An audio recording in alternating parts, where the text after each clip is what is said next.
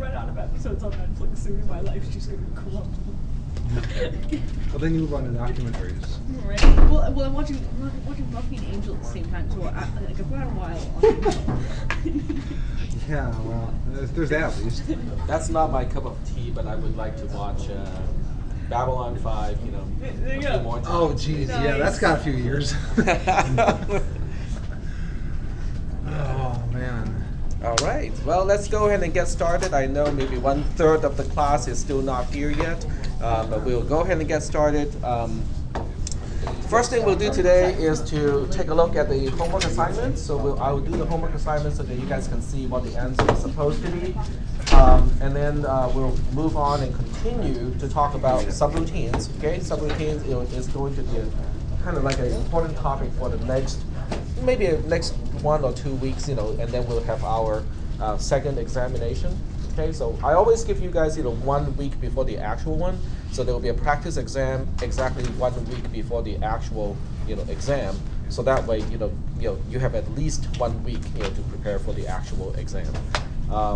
I'm not even sure how to prepare for exams in a class like this, where the exam itself is open book and open notes. There's nothing to memorize. Okay, which is good in a way and bad in a way. Okay, it's good in a way because there's nothing to memorize. It's bad in a way because memorization is not going to help. Right? Yeah. So it's both good and bad because if a class is all about memorization, people can just cram, right? I mean, last minute. Okay, I need to get all this stuff in, and then that'll be good. But with a class like this, it's all about understanding the concepts, okay, which is not something that can be done like 1 hour before the exam. It has to be done like continuously throughout the semester. So there you have it. I also want to kind of just show this. I know you guys have received the email, okay, the spam of the day. Ender's Game is already here. And it's an article prepared by the IEEE that basically it says, Ender's Game is already reality for the United States, military. And we are progressing in many ways. We are progressing faster than science fiction. Okay. Brought to you by. Ooh, now I have to buy one. It's like Homer Simpson and beer. Daft. Okay, so here's the movie, but it's basically, I haven't even watched the movie yet. I know it's based on a really good book. How many of you have read the book? Is it good? Okay. Amazing book? Okay. The movie wasn't too bad. The movie, okay, well, so I'll, think about watching the movie. But anyway, it's basically, troops are being trained with military technology inspired by an iconic science fiction novel. I think the book has been around for some time already, hasn't it? It's not recent. It has been. At least 10 years. Yeah, at least 10 years, because I heard about the book a while back. And so we are doing all of this stuff now. So what's the idea of the movie? What's the premise? I'll let you guys kind of give it a quick synopsis. Don't blow the movie. Yeah, Don't ruin it. Kids to fight aliens. Yeah. And it's about a young kid that goes and what they do. It's a lot of psychological manipulation. And the neat thing about the book is because some stuff is going on that you don't realize it, so you could reread it again and have a whole entire new perspective. Because It was 1985. Oh, okay. Thank you. Oh wow. So the book is pretty, Really old, by today's standard. Forecasting. Yep. Yep. Exactly. That's why we are getting to the point where science fiction is no longer projecting a distant future anymore, It's right? projecting a couple of days from now. Yeah. Well, at some point, you have to have computers to write science fictions because humans can no longer, foresee, what's going to happen in the future. So you have to go to your app and say, write me a science fiction with, I want it to have elements like this, and that, and just let it rip. 5 seconds later, you have a science fiction that you have to spend the next 2 days to read. Okay? I think that by itself is, science fiction, right? But I think that's going to be reality. I think within the lifespan of some of you, I think you will probably see something like that. I want to read a novel. What kind of novel do you want to read? I want a novel with this, and that kind of element. And by the way, I have read novels like these already, and I really like those because of these reasons. And then the computer will generate the next novel for you. Okay? Yeah, I don't know about that one. I don't know about that one. They're saying that they're already running algorithms on when people stop reading books and what keeps them interested, so that they can write the next novel. Yeah. They're watching that kind of stuff in your Kindles and stuff to Yep. see where you stop reading different types of books. Yep. And what you're picking out from the material. Right, well, there's a Yep. difference between generating blog posts and writing books that will become timeless.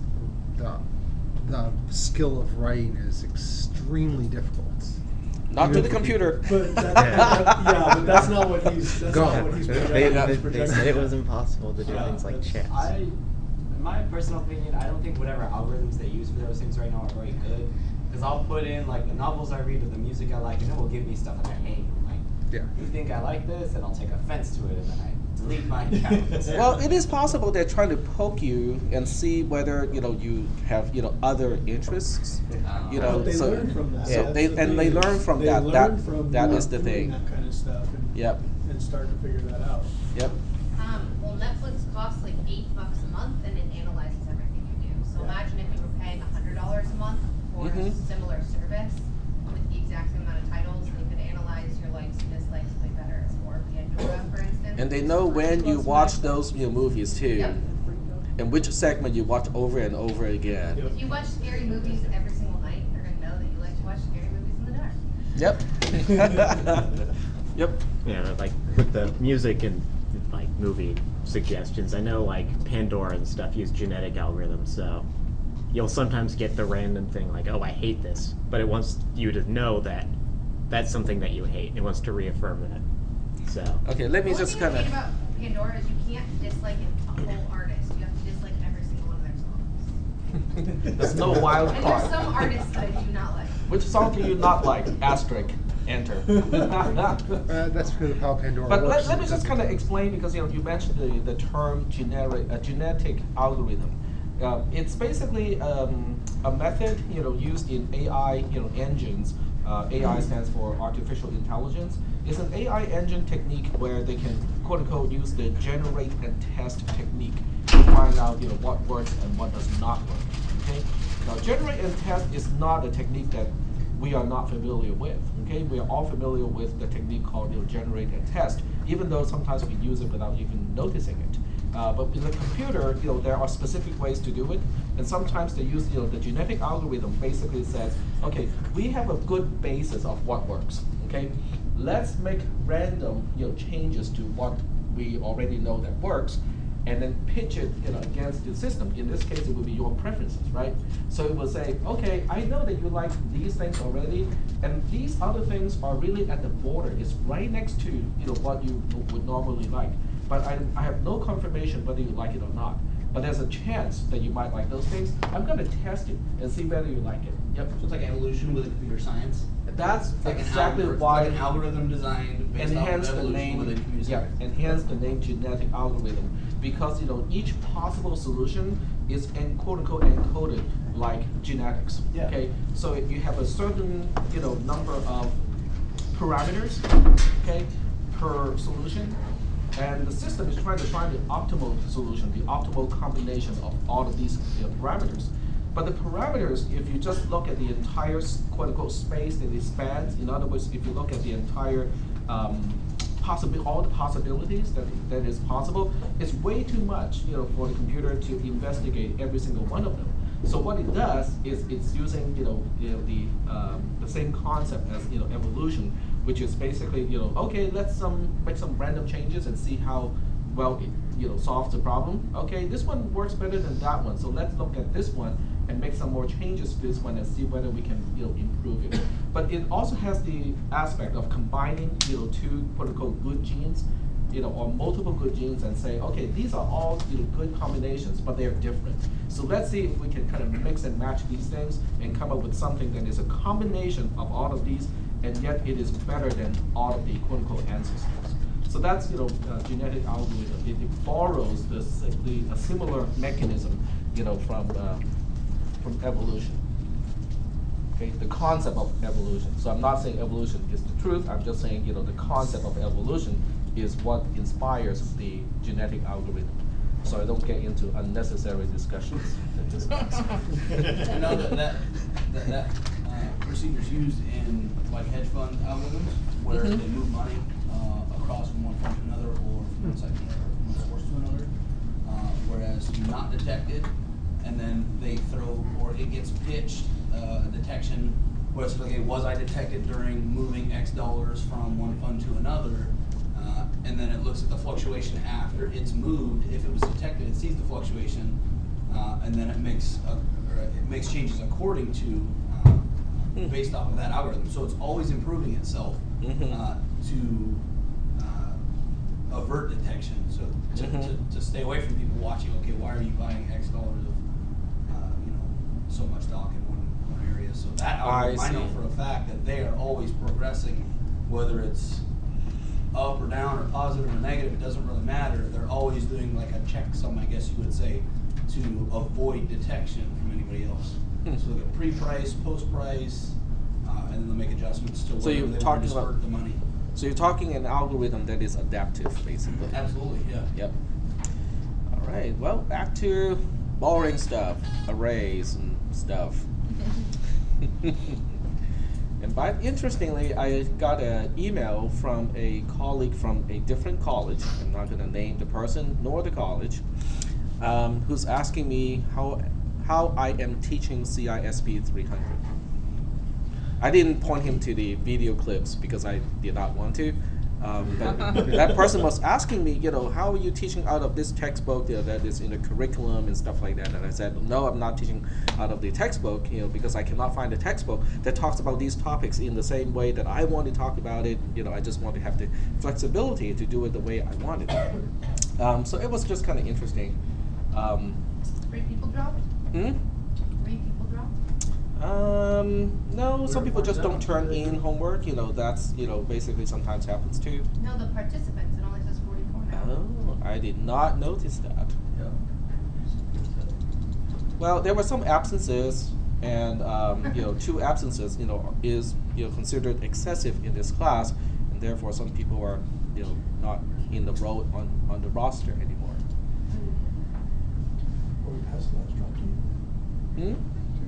Not yet. Tuesday's last drop date? That may be The why. 19th. The 19th. Oh, the 19th.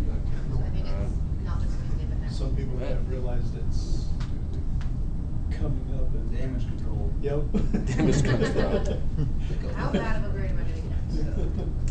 Well, sometimes for certain people, sometimes you have to take a class several times to really get the content to get the most out of the class. I say this not because I want to discourage people or to encourage people to drop the class or to give people excuses like it's okay to fail at this time. I'm saying it because it is just true for certain classes for certain people. I'm not going to say who, but this person that I know, I've known this person for a long, long time. This person did really well in, elementary school, middle school, high school, always, within the top 5, of an entire class. This person went to UC Berkeley, to basically to prepare for medical school. So that's really, a pretty high aim. And when it came to organic chemistry, this person failed the first time. Okay, this person has never gotten a B ever in life, and here, this person failed organic chemistry. It was completely devastating. So this person had to take organic chemistry a second time to get it. Yeah. Well, So high school it to happens. Berkeley, that's a crazy transition. From high school to Berkeley? Yeah. Yeah. So. Well, it depends on which high school. There are different high schools. There are different high schools. My kid is now transitioning from middle school to high school, and I can definitely tell some high schools look at themselves as college prep basically, and everything else is secondary. Okay, sports secondary. All the other stuff is good, but it's secondary. And then some other high schools definitely have the opposite attitude of, let's have fun for the last few years before you have to go to college. I'd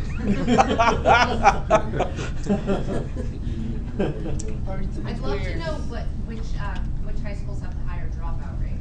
The ones that have a bunch of fun, but then none of the kids ever go to college, or the ones that You can find those are stats. super college prep, but half the class drops out because they. I'll put it this way: some high schools have more cracks, so students can fall into those cracks and not having anyone notice.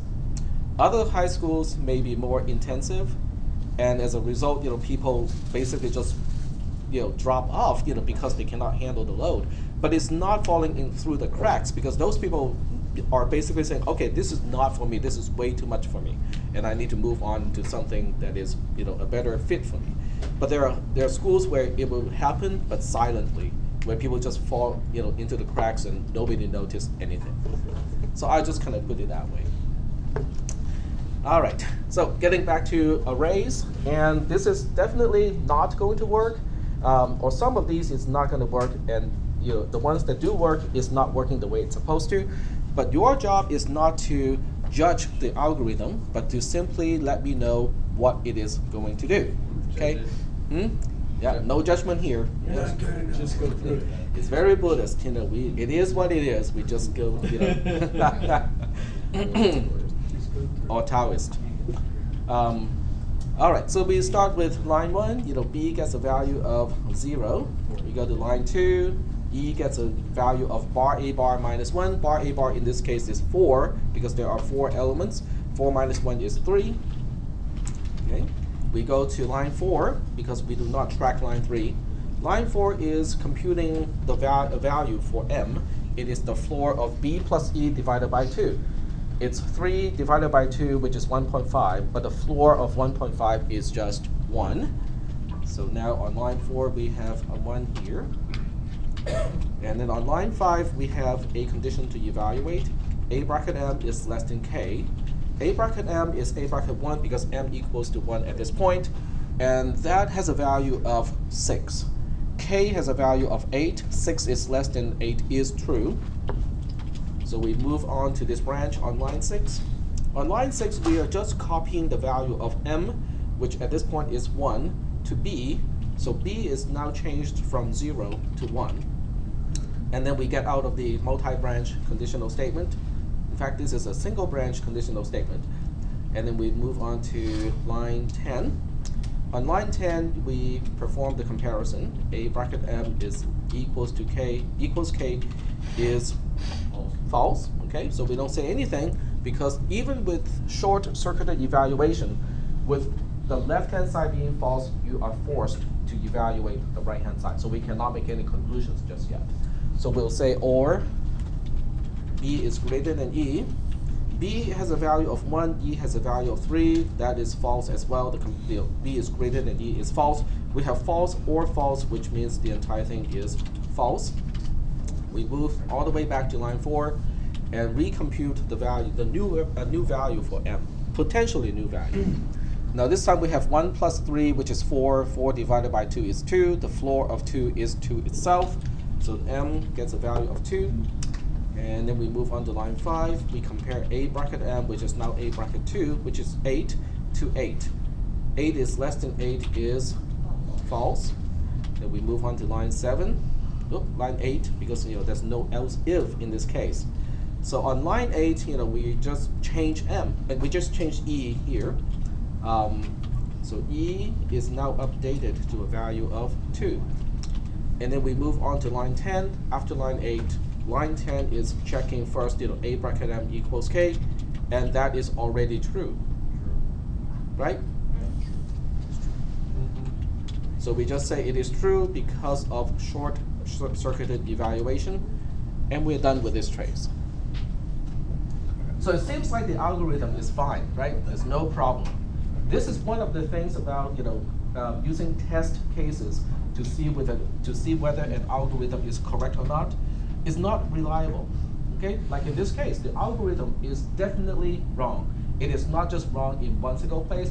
There are 3 places where it is wrong, and yet it's working. Critical working. Okay. Why do you say it's wrong in 3 places? It's wrong in 3 places. I can point out the exact line numbers. Lines 6, 7, and 8 are all wrong. Oh, which be else if? Because it should be an else if, because if A bracket M equals K, I'm not supposed to change B or E. Yep. And then the other 2 lines with line 6, it's supposed to be M plus 1, and then on line 8 it's supposed to be M minus in 1. comparison to line 13, correct? Sorry? That's what you're doing in comparison to line 13? In comparison to, row 13? Or, yes, row 13, I'm sorry. Row 13 itself is fine.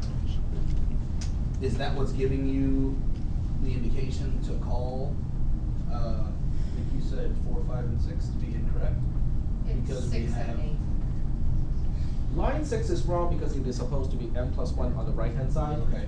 Line 7 is wrong because it is supposed to be else if A bracket M is greater than K. And then line 8 is wrong because it is supposed to be M minus 1 on the right hand side of the assignment.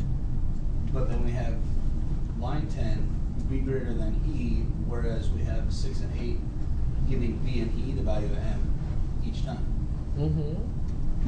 And then we exit from the condition, or the disjunction, B greater than E.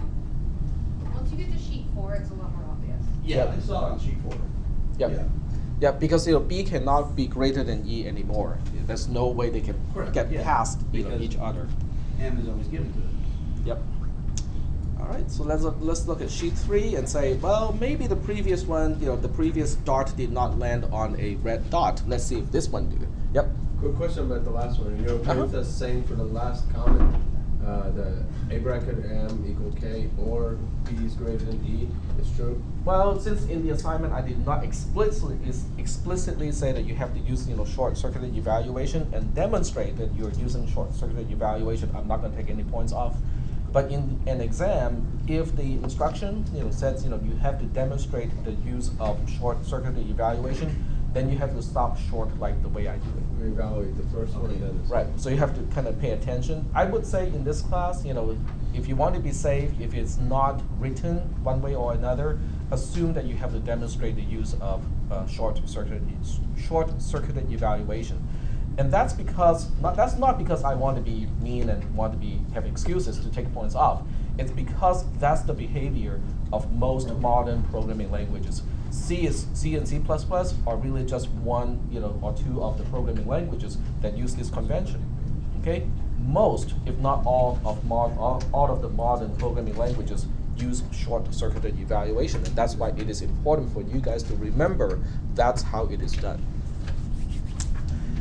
Okay, on sheet 3 we have about the same thing. 6 is already here, so you can probably tell what's going to happen from the previous trace. Line 1, B gets 0. Line 2, E gets 3. Same thing. Line 4, M gets 1. So everything up to here are identical to the previous trace. Okay. All right. Any questions? Are there any clarifications needed? Yeah. Okay.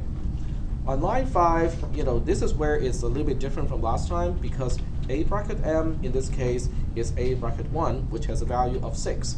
K has a value of 6. 6 is less than 6 is false. Then we go to line 8 automatically. Line 8 is just copying M to E. M is 1, so E is now also 1. Okay? And then we end up on line 10.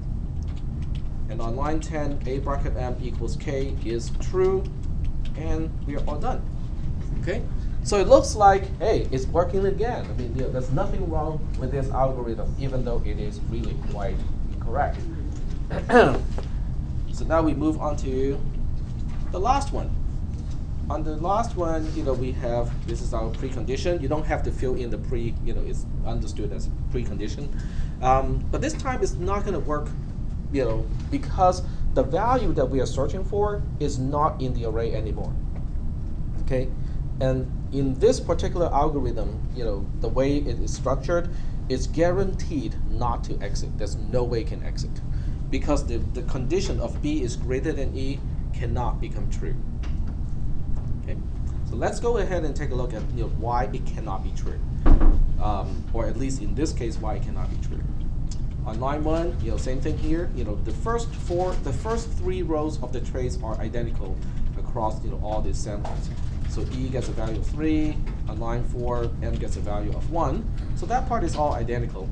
And then on line 5, we have A bracket M is less than K. M is 1. A bracket M has a value of 6. K has a value of 10. So this is in fact true. We go to line 6. We change B according to M. So B is now updated to 1. Okay? Doesn't seem like there's a lot of problems here. A bracket M equals K has to be false because we just checked it. It was confirmed to be less than. So we have to check the second condition. B is greater than E is also false because B is 1, E is 3. So we have false or false, which means the entire thing is false. Then we have to go back to the beginning of the post-checking loop on line 4. On line 4, we have seen this one before. Okay, 1 plus 3 is 4. 4 divided by 2 is 2. And the floor of 2 is just 2. Okay, no big deal. We got this one. And then on line 5, we compare A bracket M, which is now A bracket 2, to K. It is true because 8, the value 8 in A bracket 2 is in fact less than 10, which is the value that we're looking for. And as a result, we move on to line 6. On line 6, we are updating M again, and we're updating B again using M. It is now 2. Yep. Sorry, this was already covered. In the grand scheme of things, M, B, and E are all kind of just ambiguous values, just to help with the program. They are variables to each one helps us, keep track of a certain thing. B is helping us to keep track of the index of the first element in the entire array that may still have the value K, that is not confirmed not having that value. E is the index of the last element of the same range.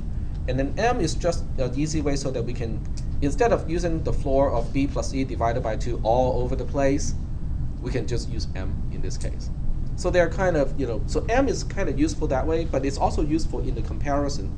Because if I do not use line 4 to remember the floor of B plus E divided by 2 at this point, by the time I get to here, B and E might have changed already.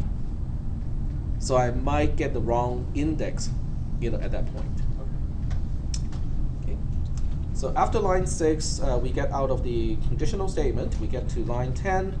And on line 10, A bracket M equals K is still false because we just confirmed that it is less than K. B is greater than E is also false because B is 2, E is 3, so that is also false. But we cannot conclude the algorithm is not right at this point. This is not the right time because at this point B is 2 and E is 3, so that means we probably still have something to look into. And then the other thing is there is change from the previous iteration. Okay, if you compare this iteration here, okay, you can see that M eventually gets a value of 1, B eventually gets a value of 1, versus the iteration that we just went through. You can see that M and B both got changed. Okay, so there was change, and that means the next iteration may still happen. I mean, there can be further changes in the next iteration. So we cannot make a conclusion just yet. Okay, so we go back to line 4. And this time we have 2 plus 3 being 5. 5 divided by 2 is 2.5. The floor of 2.5 is once again 2. Then we move on to line 5. But line 5 this time is pretty much the same as last time because M has not changed its value. Okay. Then we go to line 6 again. Line 6 is once again going to copy the value of M to B. So B is once again updated from 2 to 2. Okay, in other words, it has not changed. On line 10, it has to come to the same conclusion that A bracket M equals K is false, B is greater than E is also false. And at this point, we can make the conclusion and say that we have an infinite loop because we have 2 consecutive iterations in the loop that did not change a single thing. So that means the third one is not going to change a single thing either. And that's why it is now an infinite loop. So this is a good time to say, okay, this program is not going to end because the loop will not exit. And as a result, that's your answer. Now whether that is right or not is a different story. Okay, that's a judgment call. Okay, I just want to know what it is, not whether it is right or not. Okay, so are there any questions? Any questions? All right. So that's the solution of your homework assignment. Did it take you guys a lot of time to do it? No. No, I hope not. Yep. So I tried to put a note in, but it just left like a tiny little red square. Oh, if you use like insert comments, right? Yeah. It'll just leave a Yeah, little- that's so okay. I put next to it, I put note and an arrow. I see. I'll see it. I'll check on. I'll click it. Is that the only way to do it? Because I tried to find another way. But I would just put it in the Straight cell. in the cell. Yeah, I'll just stick it in the cell. But either way, I will see it because when I look at yours, I'm going to look at the log, the change log too, and it will definitely be reflected on the change log that you add the it'll have a comment to. comment? I think so. So let me see if that's the case. I've never tried that one or verified. Let me answer your question first. Go ahead. You said that this algorithm is wrong in 6, 7, and 8. Mhm. So if 6 and 8 were correct, it would still have, what you're saying is, because it's not an else if, it would still have issues. If There this would still algorithm, be some circumstances under which it would not trigger an increment or decrement in you 6 mean or 8. if the algorithm was correct? If line 6 was B gets n plus 1 and line 8 was E gets M minus 1. minus 1, you're saying that the else if will trigger circumstances under which it will not skip into 8 and trigger a decrement? Okay, if you think about it, let's say let me finish this first, because I Okay. just want to make sure that whether I can see the changes or not. So if I look at changes and click accept or reject, I think the last one, it has only changed contents, but not comments.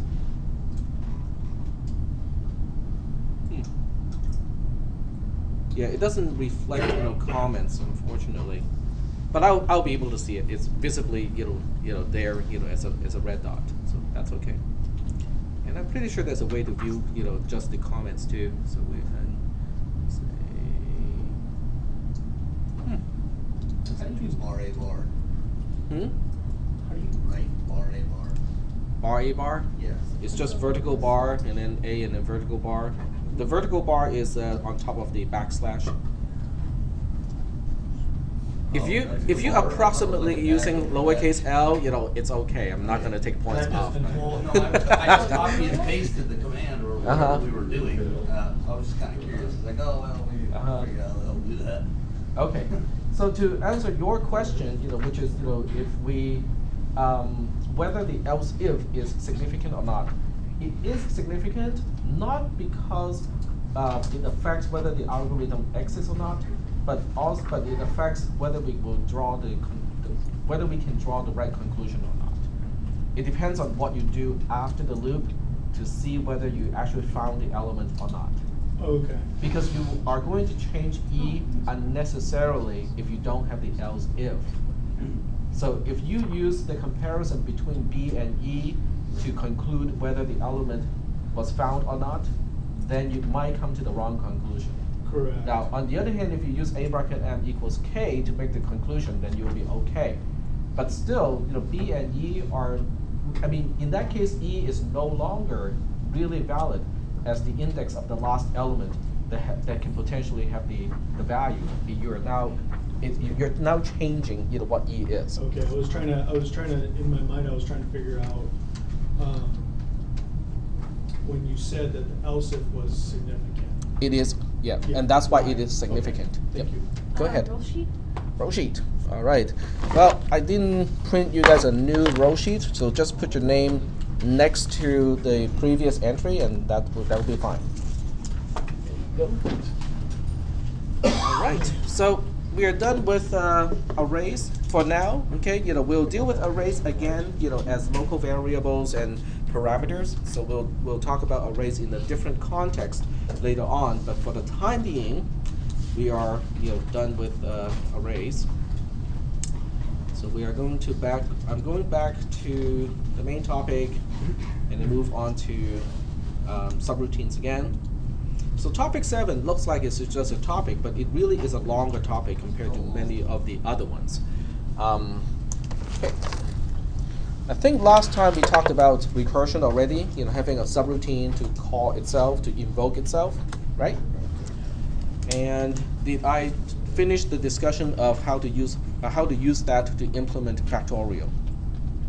We're about to start talking about recursion. Okay, all right. Did I trace one instance of recursion? Yeah. Yeah, I think I did. Okay, but I probably did not explain, why factorial is recursive. Yeah. Okay, so let's start with that one. Right. Okay, so let's go ahead and start with that one. I'm going to use a mouse pad, as my little, whiteboard here, so it's all going to be recorded. And it doesn't hurt to double check my recorder; it's still on. Because sometimes I bump a cable and then it just kind of messes it up. All right, so here we have. Let's look at factorial. Okay, we talked about factorial already in the previous setting when we encountered a problem of pizza delivery. Okay, otherwise known as the traveling salesman problem. And factorial is pretty simple. 5 factorial is just 5 times 4 times 3 times 2 times 1, which is giving you the number of permutations, different ways of arranging 5 things where the order is important. Okay, so if you have A, B, C, D, E, then the next one can be A, B, C, E, D by flipping the last 2, and so on. Okay. So in this case, the actual value is 120. Okay, no big deal, we got that. But I can also write 5 factorial in this way. I can say 5 factorial is 5 times 4 times 3 times 2 times 1. Okay, wow, great. Tech knows something about the associative property of multiplication. But it is very significant in this case. Just by reordering things a little bit, by putting parentheses around 4 times 3 times 2 times 1, because if you look at that, what does that look like to you? It is 4 factorial, exactly. Okay, so it seems like the factorial of a number can be expressed as the number itself, multiplication, and a smaller problem, which is the factorial of that number minus 1. Okay, is that making any sense so far? Okay, so I'm reducing the problem by 1. Okay, my original problem was 5 factorial.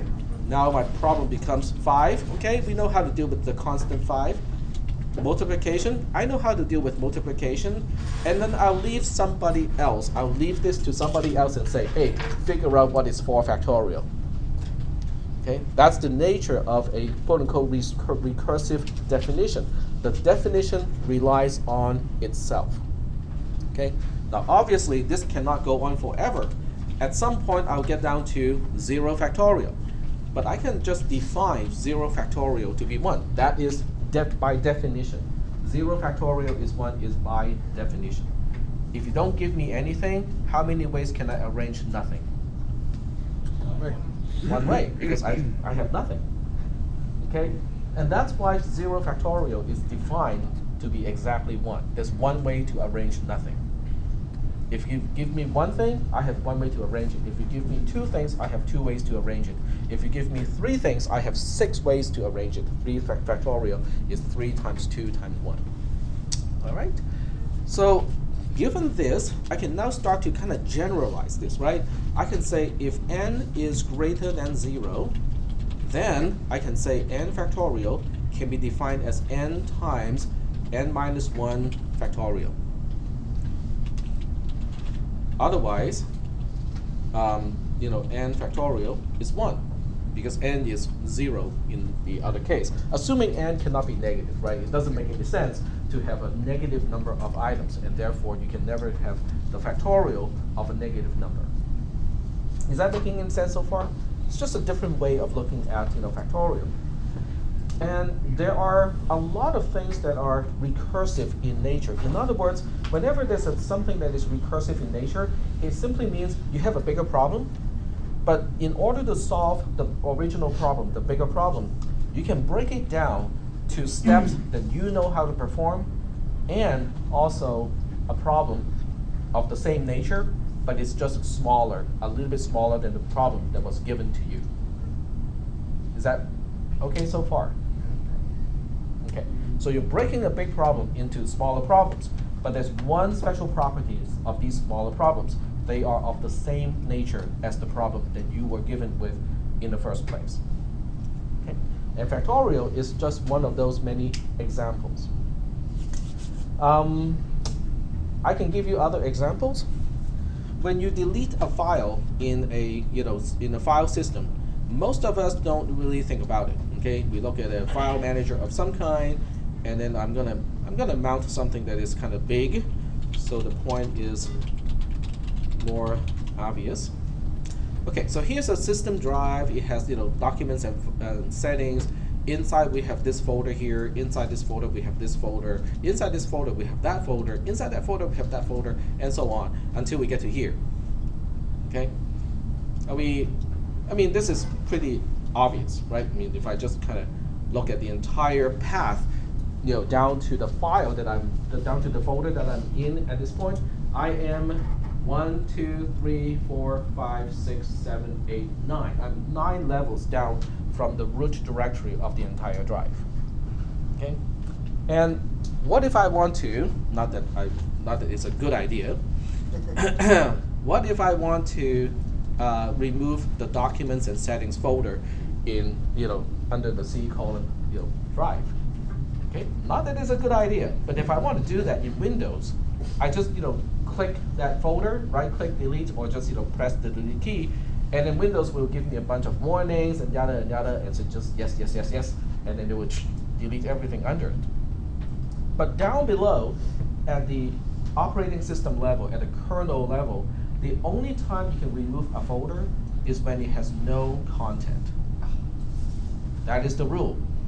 Okay, it makes sense, right? I mean, you can only remove a folder when it has nothing. So how do you remove a folder with something with content? Yep. You start in the innermost folder. Yep, exactly. And then you work your way back. Okay, well that's the sequence. Okay, but you have to check to see if a folder has content or not. If it does have content, you look at one thing inside the folder, right. And you say, "Can I delete you?" Oh, sorry, you're a folder. Okay, let me see if you have any content. Oh, you have content. I cannot delete you at this point. Okay, let's look at your content, right?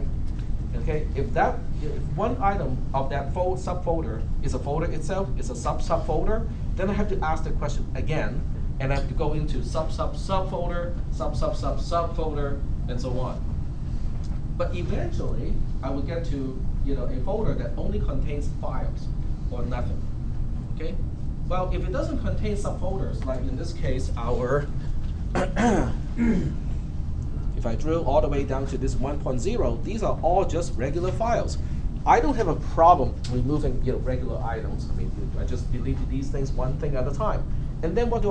I back up and delete that one single folder. So assuming that I have deleted these things, then I can go back to AAM updater, and now I can delete this one folder. Now, since this is the only item in this folder, I can now move back up to Adobe and say, okay, now I can remove AAM updater, and now we can move on to Acrobat and do exactly the same thing. But do you see that I'm breaking down the original problem, which is removing documents and settings, into sub-problems that are of a similar nature? And that's why recursion also helps in these cases. Okay. Are there any questions about this? Now, every time you have a question about, okay, but why do we want to use recursion? Also consider this case. Okay, consider the case of a maze. so here's a maze, and let's say this is a 4x4 maze, and we have different paths. Okay, this we'll make it as let's make it look like this. Okay, it's kind of symmetric in a way. Okay, so if I want to explore every single cell or every single part of this maze, how would you go about doing it? Actually, this one is easy. Okay, there's a really easy algorithm to do it. It's called the right-hand rule, or you can also use the left-hand rule if you're a lefty. The right-hand rule is just saying, just follow the right-hand side. Yeah. And eventually, in this case, it will go through all of these different cells. So that means I can modify this maze a little bit to make it so that it is not possible. Okay, we'll just put a line here. Now it is not well, can you still do it? Yep, you can still do it just by using the right-hand rule. I have to make it so that you cannot do it. Okay, so let's remove these guys and do it like this. Okay, now you cannot. So now the right-hand rule or the left-hand rule can no longer help you because we have what we call an island in the maze. The right-hand rule will basically, if you start here, the right-hand rule will follow the right-hand side of the wall and come back to the original part here, just like that. But it's going to miss this one cell in the middle because it's quote-unquote an island. If you started on like the left-hand side at that line that's right there, if you started on the underside of that line, then when you came out, you could just go straight to the wall and wrap around it. You mean this wall here? Yeah.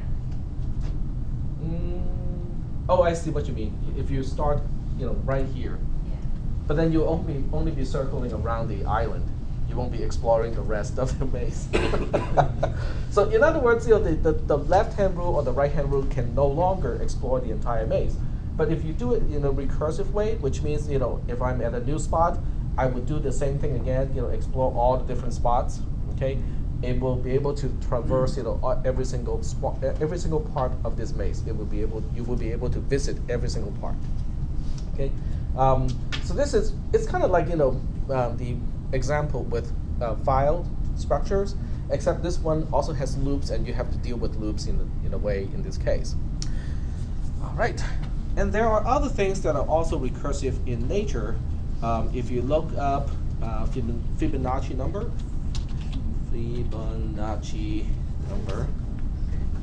it's a sequence. Yep. And this is the sequence of numbers: 0, 1, and then 1, and then 2, 3, 5, 8, 13, 21, and so on. And these are computed because the definition is f of n is defined as f of n minus 1 plus f of n minus 2. It's really simple. But if you use this approach, eventually, n will go from a higher number down to a small number. So at some point you have to stop. By definition, f of 0 is 0, and the f of 1 is 1. So this is once again a recursive definition, because the definition of f of n in general is f of n minus 1 plus f of n minus 2. Okay, which is not saying that this is the best way to compute the actual value in a sequence, but it is a handy way to look at the definition. Are we doing okay so far with these concepts? A problem is broken up into smaller problems, but the nature of the smaller problems is similar or identical to the original problem that you have to solve. It's just smaller, one step smaller. Okay. Any questions at this point? What about the binary search algorithm? Do you think I can see it in a recursive way? In other words, you tell me that, okay, tag, here's a big chunk of a part of an array that may contain the value, k. Do you think I have a way to break it down to a smaller problem and hand that smaller problem to somebody else? The answer is yes. Okay, because what I do is I make one single comparison, okay, out of the range that I'm given, and I say, okay, from this comparison I can come to 3 different conclusions. First conclusion is I have a lucky draw, I get the value that I'm looking for. okay, then I can answer to whoever gave me the problem to begin with and say, yes, the value is in the array. But if it is not the same, then I have two possibilities, which means I can eliminate the first half, and then I can give the second half to somebody else to solve. But that problem is similar in nature to the problem that I'm given with. It's just that the range is now smaller.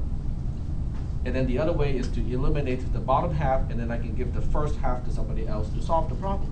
So that means binary search itself can be seen in a recursive way. Okay. All right. So having said that, let's go ahead and see if we can write the factorial subroutine in a recursive way. Maybe the first thing we should do is to do it in a non-recursive way first, and then we'll do it in a recursive way. All right, so the first thing is to deal with factorial. And you can see the non-recursive way is pretty simple, right? I mean, if you are given a value n, and you are supposed to find n factorial, you just have to go through a loop and keep multiplying a value to the product, and you start with 1 until you get all the way up to the number n that you're given with, right? That's that doesn't seem very difficult. Okay, so I can just go ahead and write a loop here, and I would say R is the result. It starts with a value of 1, and I is a control to see how far we should go with the factorial calculations, and we'll say I starts with well, it actually can start with 2 because the 0 and 1 do not really do anything, so I'll start with 2 here, and then I can say while I is less than or equal to n, which is a number that you're given with, and you're supposed to find n factorial in this case, do the following. The first thing I'm going to do is to say R gets R times I, and then the second thing I'll do is to say I gets I plus 1, and while.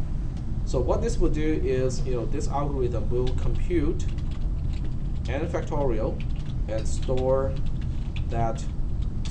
the result in variable R.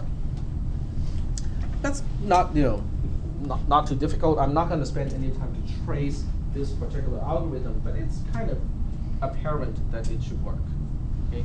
But in this case, it is also important to use less than or equal to, because when I equals to n, I have one last multiplication. Okay, here comes the next question. Is this going to work correctly when I'm trying to figure out 1 factorial?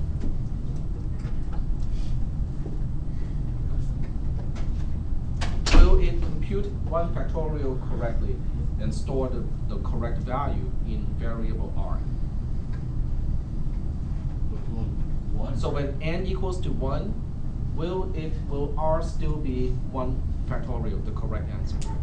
Well, it says while I is less than or equal to n, but n is 1, so I think 1.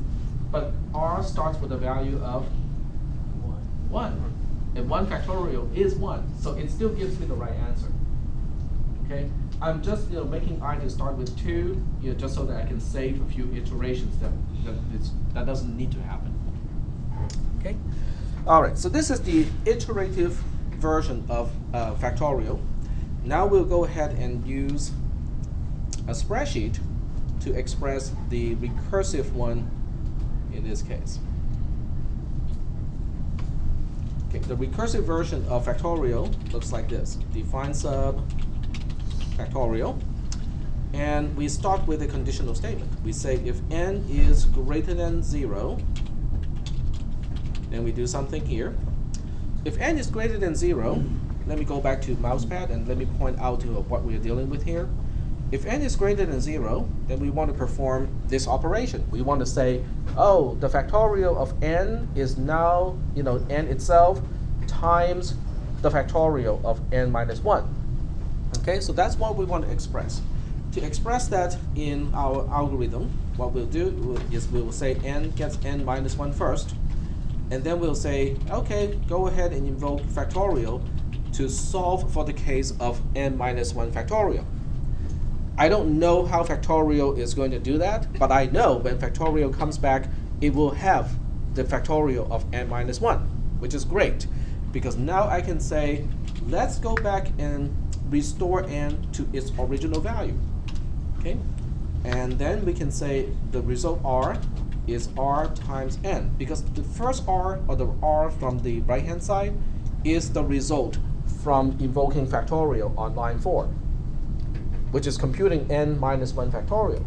So if that is n minus 1 factorial, if I multiply that with n itself, then I would get n factorial.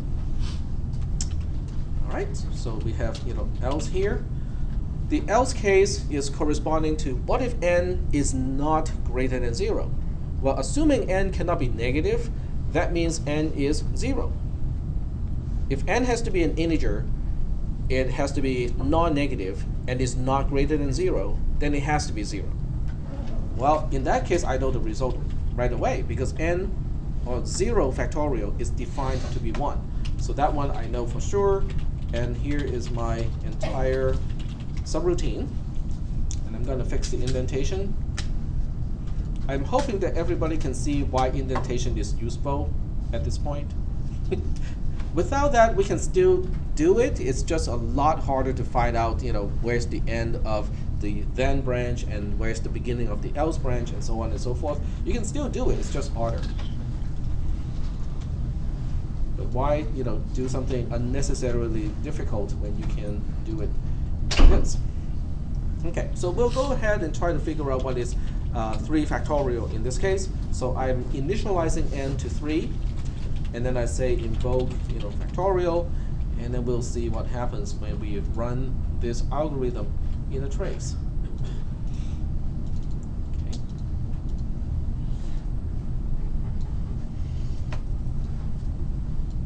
Are there any questions before we move on to tracing the algorithm? Any questions about the algorithm itself?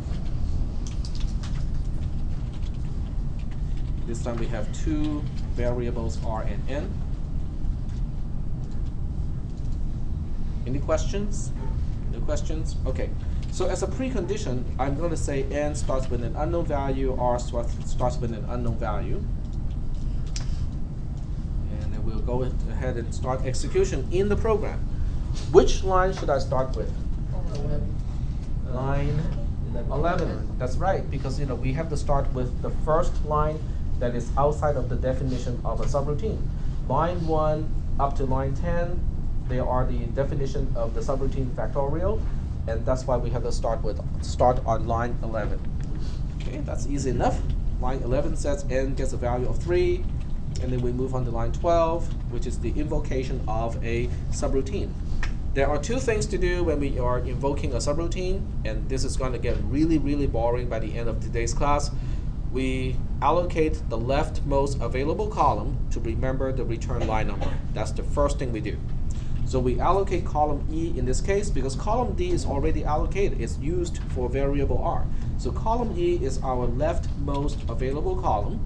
We use it to remember the return line number. In this case, the invocation is on line 12. What is the next line when I come back that I have to perform? Post. Post. That's right, because there's nothing after that. All right. And then what do? Step 2 of invocation is to go into the subroutine that we're invoking and start execution from the beginning of the entire subroutine. In this case, line 2. So we continue execution on line 2 at this point. Line 2 is the beginning of a conditional statement, so we evaluate the condition. N is greater than 0 is true because n has a value of 3 at this point. We move into the branch on line 3. N is decremented by 1, so it becomes 2. We go to line 4, and now we have another invocation of factorial. The most important part is to do it just blindly and as mechanically as possible. Okay? What are the 2 steps of invoking a subroutine? We allocate the leftmost available column to remember the return line number, and then we continue execution in the subroutine starting from the beginning. Right? Let's go ahead and do that. The leftmost available column is now column F because column E is now in use. We use it to remember the return line number. The invocation this time is on line 4, so that means when we come back, where should we go? On line 5. Very good. And that's step 1 of invocation. The step 2 of invocation is to continue execution in the subroutine that we're invoking. In this case, it is line 2.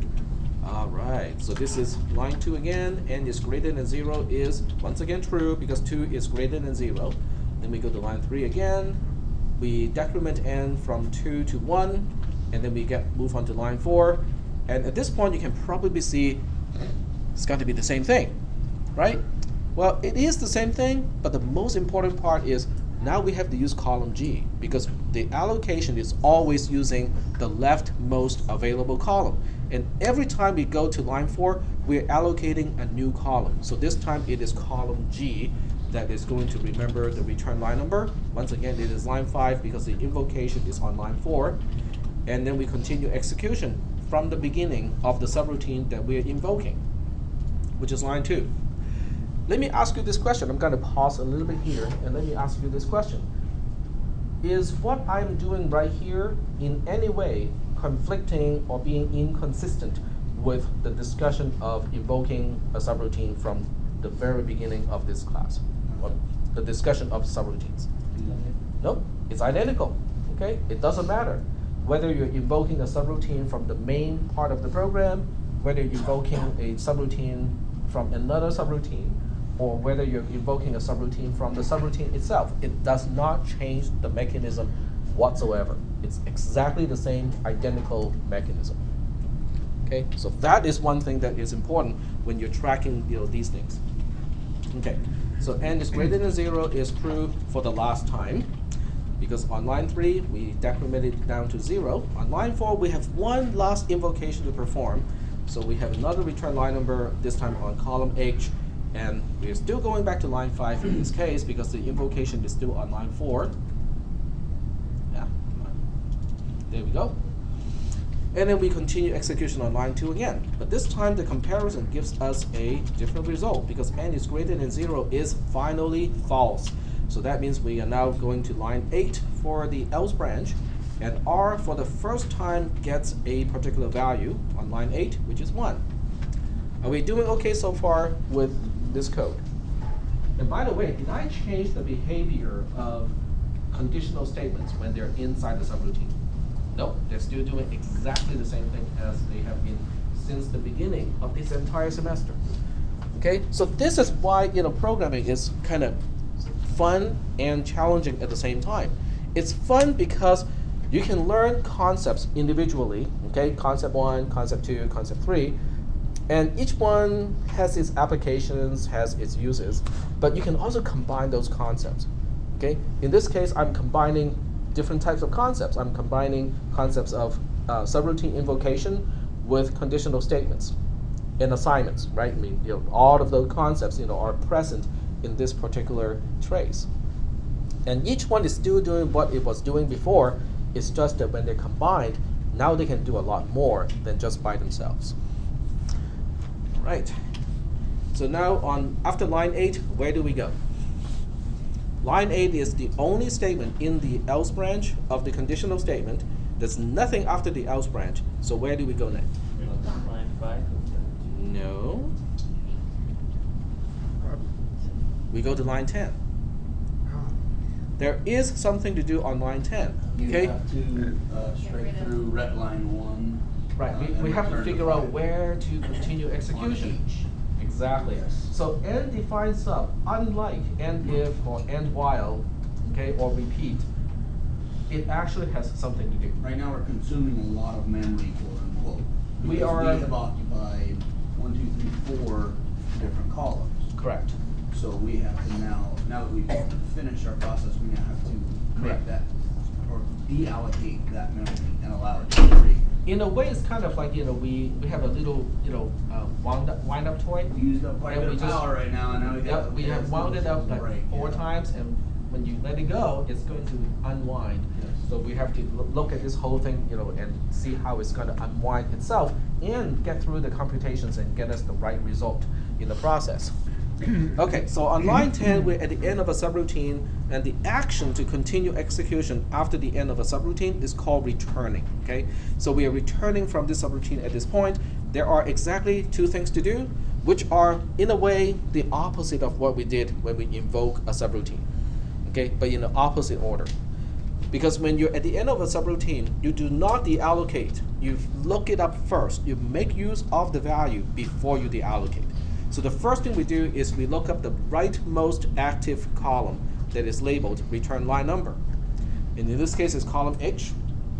Column H is the rightmost return line number that is still active. It tells us we have to continue execution on line 5. So you copy that 5 over here, because that's telling you where you're supposed to go next.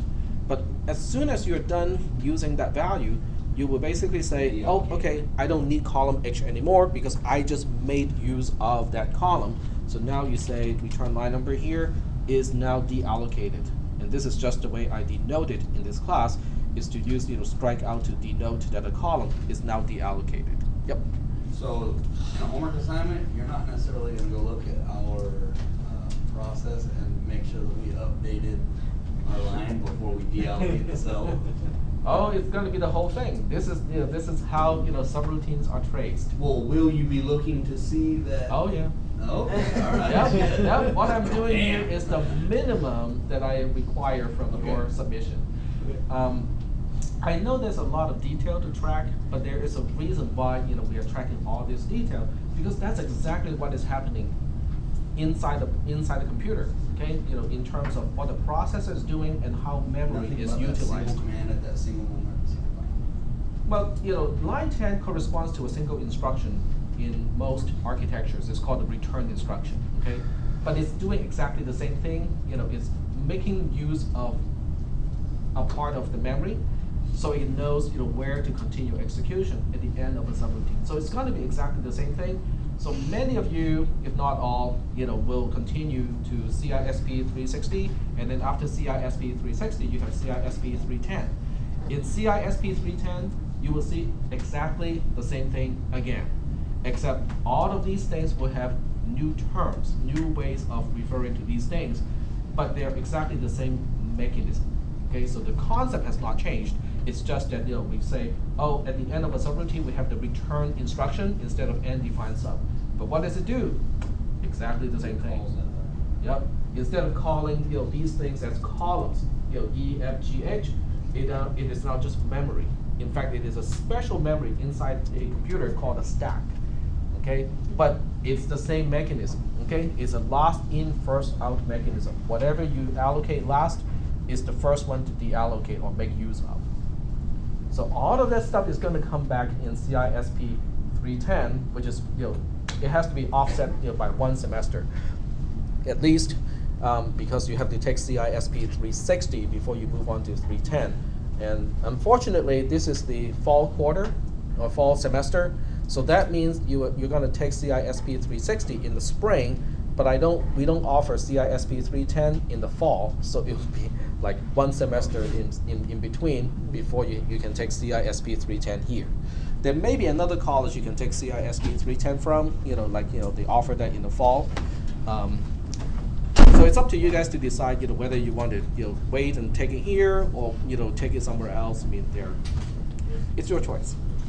Okay, so continuing with row 21, and this is really this is also why I like tracing, because with tracing like this, I can stop at any time, talk about something else, and then when we come back, we know exactly where we left off, because the entire state of the program is represented. All the variables, all the return line numbers, everything, where we are now at in the program, they're all represented in the trace. And this is the only class you'll be tracing anything. So there's no forgetting at this point. No, that's no. Let's not talk about forget. No, I'm talking about as far as what we have established. Like you were talking about when you first introduced subroutines, you said you're going to get into a couple of situations where you're delving in several subroutines later. Mm-hmm. Yeah, exactly. What we are doing with these columns is it would have been easy to forget right at this point. Yeah. Where those sets are gone at this point. Okay, so when you said forget has nothing to do with the pre and post condition stuff. Correct. I just want to make that clear because I don't want people to link this to Oh, how do we apply the forget operation here? No, that has nothing to do with this. Okay, so on line 5, we're now back to line 5, right? So what do we do on line 5? Line 5 is pretty simple. I mean, we're just adding 1 back to n. So n would go from 0 back to 1, okay? Now, in this case, it's a little bit confusing because, I have to split the screen and use a larger font, but when you're doing this on the computer with a high resolution and not having to magnify it all the way to 160%, it's not going to be a problem, okay? You will have enough, space to display the entire trace. All right, so on line 5, we add 1 to n goes from 0 to 1, and then we now move on to line 6. Line 6 itself is no mystery either. It's just going to take the current value of r and multiply it to the current value of n and then store it back into r. Okay, so I can just actually use this mechanism here and say it is this number times this number, and wow, 1 times 1 is 1. And that's line 6. What do we do after line 6? We go back to line 5. No. We don't go back to line 5, not yet. We have to explain We go to 10. what is happening line in 10. between. We go to line 10 first. Yep. So we go to line 10 because it is a line that has something to do. So we go to line 10. And what does line 10 do? It is going to look up the rightmost active return line number column. Okay, in this case it's column G. And let's see if I can move things around here a little bit. So column G is now the rightmost return line number. It tells me to continue execution on line 5. Okay, so that's what we'll do. Continue execution on line 5. But now I have no use of column G anymore. So I'm going to deallocate it. The deallocation of column G is going to happen when we execute line 10. So line 10 has 2 things to do. One is to look it up to figure out where we're supposed to go next, and then it has to deallocate the column. Okay? Now that we are back onto line 5, we're going to do exactly the same thing as what we did last time, which is just adding 1 to n. N is now 1, it becomes 2 again, because it was 2 at one point. Now it's back to 2. Now we move on to line 6, which is computing the product of these 2 numbers and store it back into R. And then we move on to line 10 again. And I'm really hoping that by this time it's boring to you to try to figure out what line 10 is going to do. Look up the rightmost active return line number column. Column G is gone, column H is gone, so the rightmost one is going to be column F. Column F, once again, is telling us to go back to line 5. That's what we'll do. And then we have to no use of this column anymore. Indicate that it is deallocated. Now we continue execution on line 5. Line 5 is adding 1 to n, so it goes from 2 to 3. Line 6 is going to compute the product of those 2 numbers and store it back into R. So we have this number, which is n, times this number, which is r, store it into R.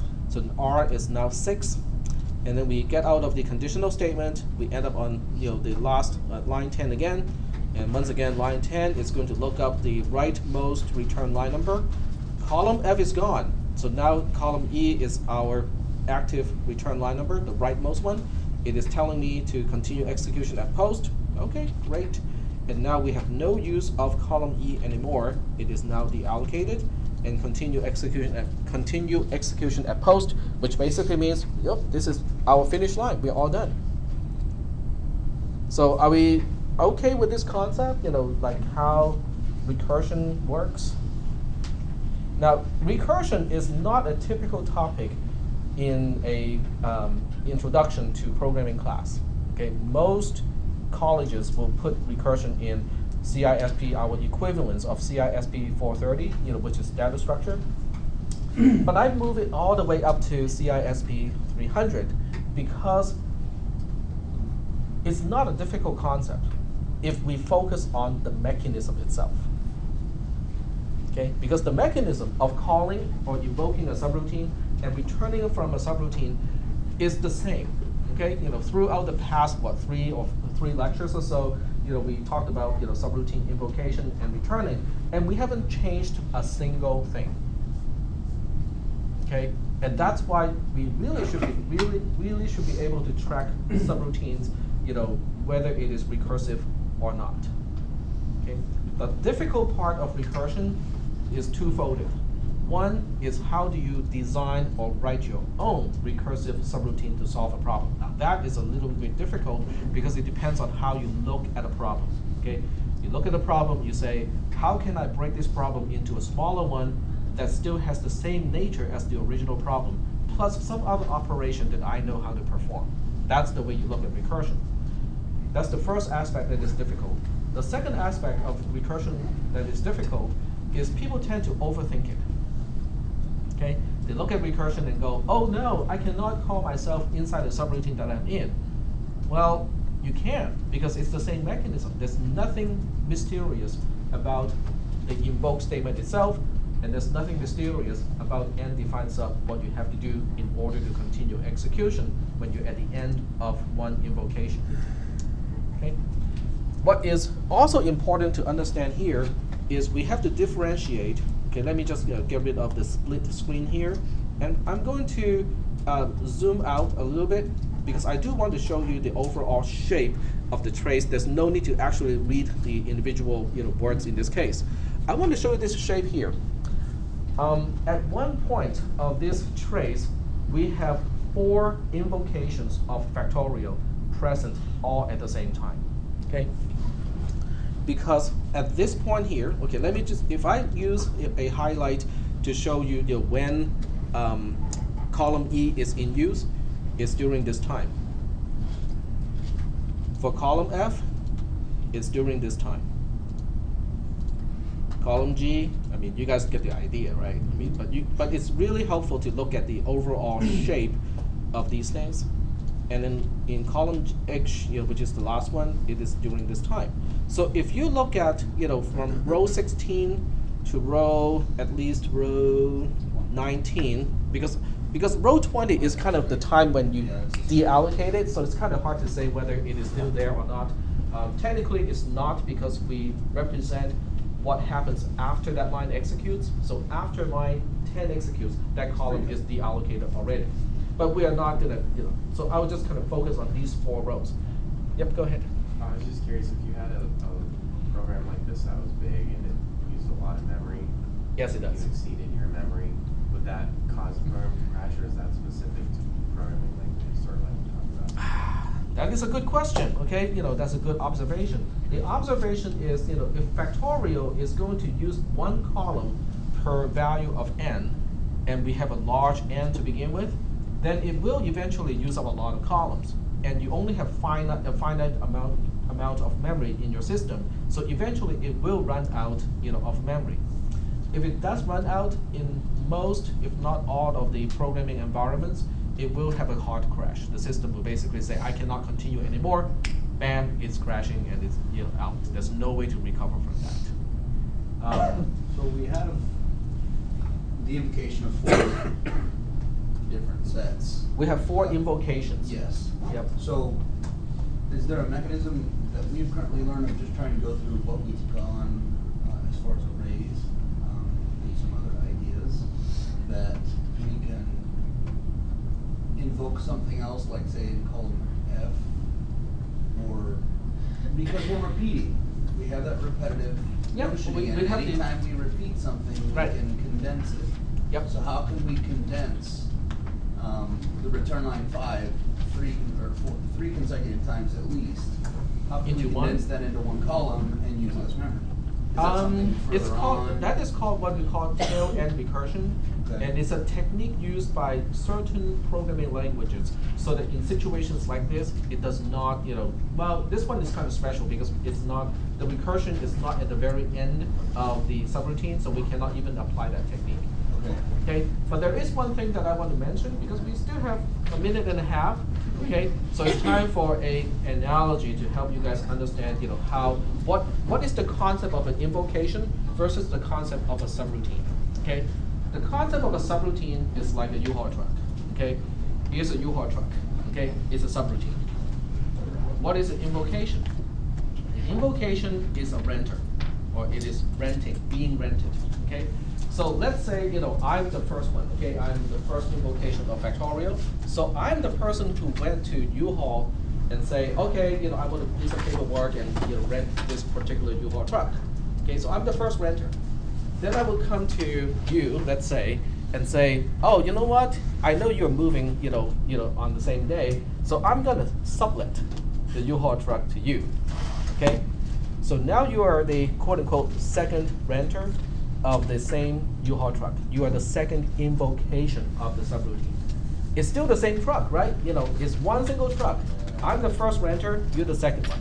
Now you can say, oh, okay, when I'm driving around to the place that I need to, go, here's a third person. Let's say you're the third person, and you say, okay, I can rent that truck, sublet that truck to you, so that you can now also, do your moving. So now you're the third invocation of the same subroutine, but it's still the same truck. Okay, we are just adding more and more people, on top. You're doing all the subletting, the subletting, and then the subletting in this case. So when you are done with the truck, what do? You don't return the truck to me. You return the truck to whoever you borrow the truck from, so that you can continue with whatever you were doing with the truck. When you are done with the truck, then you return the truck back to me. So each rental instance is an invocation, but we are dealing with exactly the same truck all along. So that's one way to look at what is a subroutine versus what is an invocation of a subroutine. Okay. So I'll leave that one as your in your thoughts. Have a nice weekend. And we'll do some more recursion next Tuesday. I learned all that through trial and error. Then I learned about local and global